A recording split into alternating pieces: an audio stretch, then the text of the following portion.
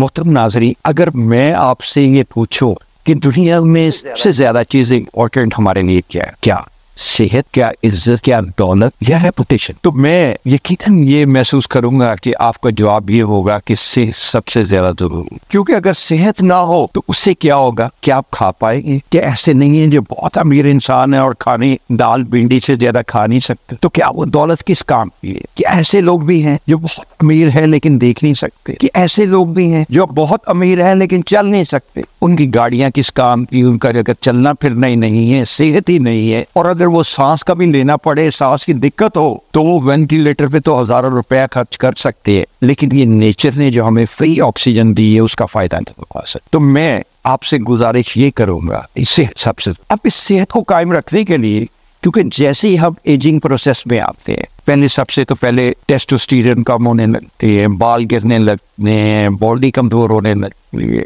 और ये आप अगर जानने हैं, एक गौर कीजिएगा प्लीज, 600 मसल्स हैं हमारी बॉडी में, हमारे 360 जॉइंट्स हैं बोन्स में।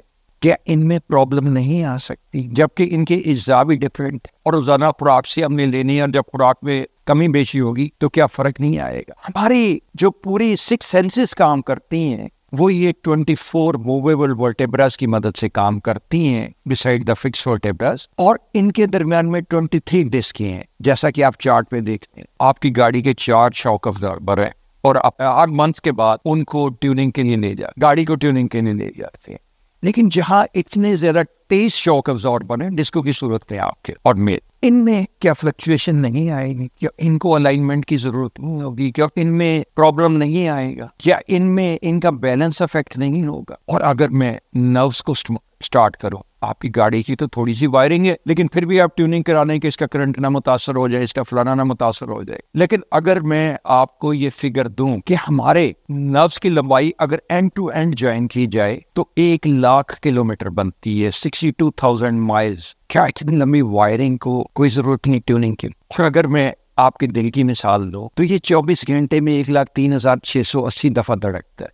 सादा सी कैलकुलेशन, 1 मिनट में 72 दफा, उसको मिनटों में कन्वर्ट कीजिए, 24 से ज़रब दीजिए घंटों में कन्वर्ट होने के बाद, तो आपको फिगर मिलेगा 1,03,680। जो अहम आपकी बॉडी दिन का भाग दौड़ करती है, पर इसके अज्जा हैं, जैसे मैंने कहा कि हड्डियां का स्ट्रक्चर है हमारा, तो इसको स्ट्रक्चर में भी वीकनेस आने लगती है, क्योंकि कुछ चीज़ों की कमी हो जाती है हमारी बॉडी में, जैसे calcium, magnesium, phosphorus, silicon, copper and fluoride, of course with vitamin D, क्योंकि कैल्शियम भी डिपेंडेंट है even on vitamin D for absorption. तो जब इन चीज़ों में कमी आएगी तो क्या आपको अपनी बॉडी की जब कमी आने का अमकान है, जब इसकी रनिंग चाहते हैं, क्या आप अपनी सेहत का ख्याल रखना चाहते हैं, जब आप लंबी उम्र इस दुनिया में बसर करना चाहते हैं, क्या इसकी ट्यूनिंग नहीं होनी चाहिए? क्या इसको आप अपनी जिंदगी के लिए बेहतर नहीं करना चाहते हैं कि हमारी जिंदगी भी लंबी हो और सेहत के साथ रहे? हमारा क्यों रवैया ऐसी है कि जब तक काम चलता है चलाओ, जबकि आप अपनी गाड़ी जिसकी मालियत बहुत कम है, और आपके जिस्म में तो करोड़ों की मालियत, अरबों की मालियत, और अल्लाह ताला ने इतनी नेमतें अता की है, पूछिए उनसे जिनको 2 दिन वेंटिलेटर पे रहना पड़े कि ये सांस की क्या इंपॉर्टेंट, आप क्या इस पे नहीं तवज्जो देंगे?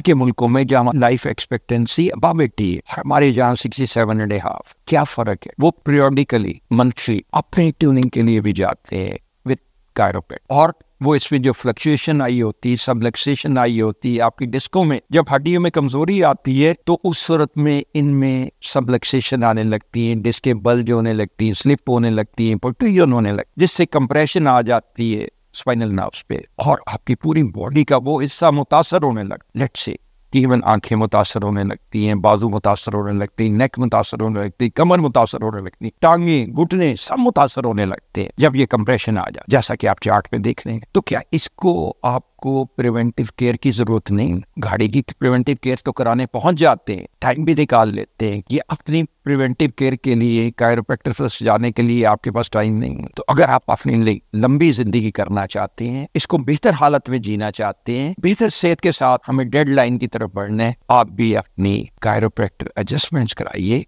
बिल्कुल बाहर के ममालिक की तरह जैसे लोग कराते हैं। वहाँ लाइफ एक्सपेक्टेंसी अब जावेद मिर्जा को इस मुख्तसर गुजारिश के बाद इजाजत दे दिएगा। अल्लाह आपका निगहबान और अच्छी सेहत अता करे।